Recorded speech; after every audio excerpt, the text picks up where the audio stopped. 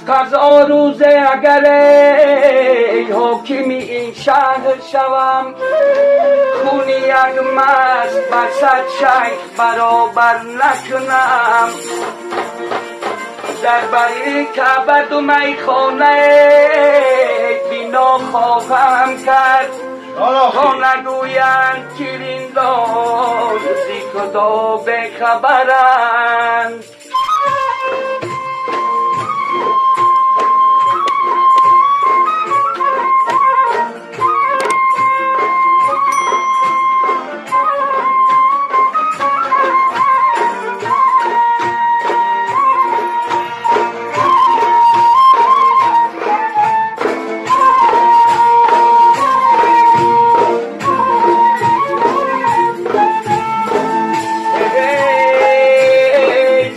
پس با دیگرانیش و صفا خواهم کرد، همچو تو یک سر من ترک وفا خواهم کرد. زین سپس جای وفا چون تو جفا خواهم کرده،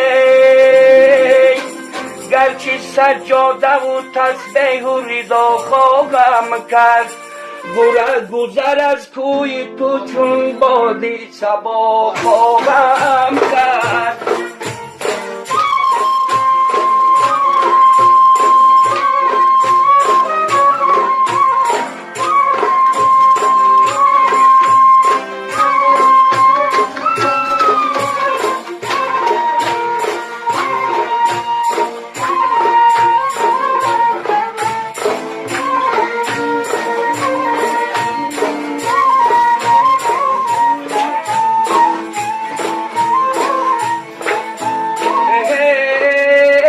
هرگز این گوشی من از تو سخنی حق نشنید، مردمان گوش به افسانه زاهد ندهد. داده از پند به من تیری خرابات نوید، کس تو ای عهد شکن این دلی دیوانه رمید. ای که خدا خواهم کرد.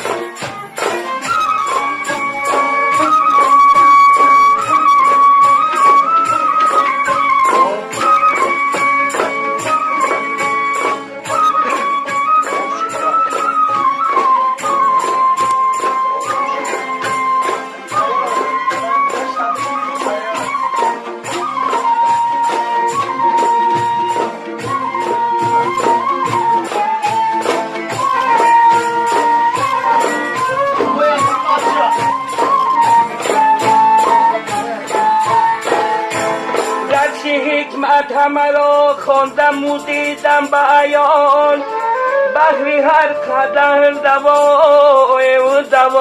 پنهان کرد.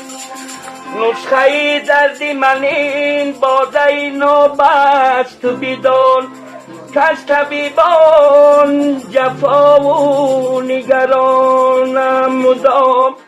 زخمی دل را زیمه ناب خواهم کرد.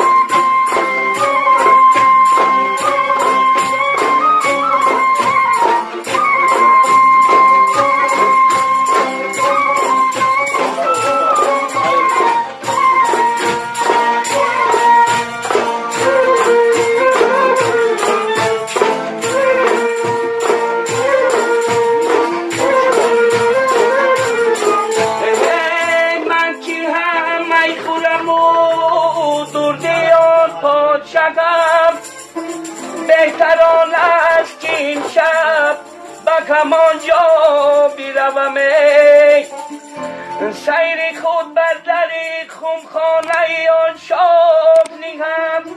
آنقدر باده خورم تا ز غم آزاد شوم، دست از آن دامنی تناز رها خواهم کرد.